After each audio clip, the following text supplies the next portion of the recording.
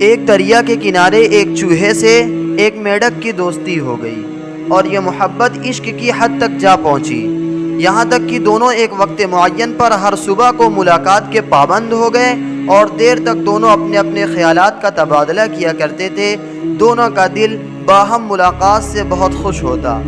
ایک دوسرے کو قصے سناتے بھی تھے اور سنتے بھی تھے، آپس میں راز و نیاز کی باتیں کرتے، بے زبان بھی تھے اور بازبان بھی تھے۔ جب آپس میں ملتے تو ایک دوسرے کو 5 سال کے قصے یاد آ جاتے۔ میڈک سے ایک دن چوہے نے کہا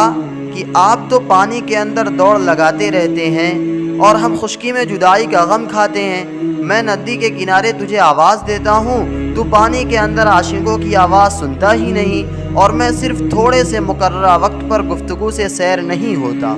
چوہے نے پھر کہا، یار میڈک، میں بدون تیرا چہرہ حسین دیکھے ایک دم کو بھی چین نہیں پاتا، دن کو میری معاش تیرا دیدار ہے، رات کو میری تسلی اور قرار اور نیند تو ہی ہے، تیرا احسان ہوگا کہ تو مجھے خوش کر دیا کرے اور وقت بے وقت ملاقات کا لطف چکھا دیا کرے۔ اس چوہے نے مزید عاجزی کا اظہار کرتے ہوئے میڈک سے کہا کہ اے بھائی، میں خاکی ہوں اور تو آبی ہے، یعنی پانی کا رہنے والا ہے، میں پانی میں آ نہیں سکتا، مجبور ہوں، اور تو خشکی میں آ سکتا ہے، لیکن تم کو اطلاع کیسے کیا کروں کہ میں تم سے ملاقات کا مشتاق ہوں۔ خیر، دیر تک اس پر مشورہ ہوتا رہا اور آخرکار چوہے نے یہ رائے پیش کی کہ ایک لمبی ڈوری یعنی رسی لائی جائے اور ایک کنارہ اس کا تمہارے پاؤں میں بندھا ہوا ہو اور دوسرا سرا میرے پاؤں میں بندھا ہو، بس جب مجھ کو ملاقات کرنی ہوگی ڈوری کو ہلا دوں گا تو اس طرح تمہیں پانی کے اندر ڈوری کی حرکت محسوس ہوگی اور تم ندی کے کنارے آ جایا کرنا، اس طرح ہم دونوں کی ملاقات ہو جایا کرے گی۔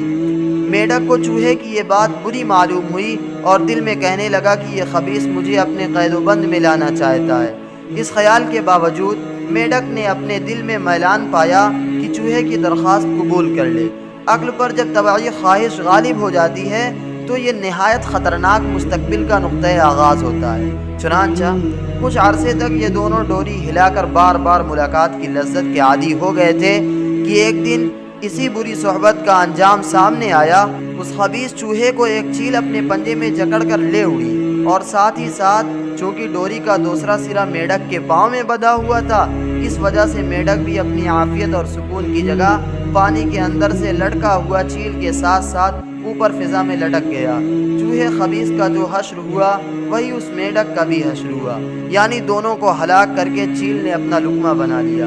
اگر میڈک پانی کے اندر رہتا اور چوہے خبیث سے دوستی کا یہ رابطہ قائم نہ کرتا تو پانی کے اندر چیل کی دشمنی اس کا کچھ بھی بال بیکا نہ کر سکتی اور نہ ہی وہ اس چیل کا لقمہ تر بنتا۔ اس عبرتناک واقعے سے ہمیں سبق ملتا ہے کہ ہمیں برے لوگوں کے ساتھ دوستی رکھنے اور ان کی سوسائٹی سے اجتناب کرنا چاہیے، کیونکہ برا آدمی جب اپنی برائی کی وجہ سے کسی دینی اور دنیاوی مصیبت میں پھنستا ہے تو اس کے ساتھ دوستی اور تعلق رکھنے والا بھی ساتھ ہی ہلاک و برباد ہو جاتا ہے۔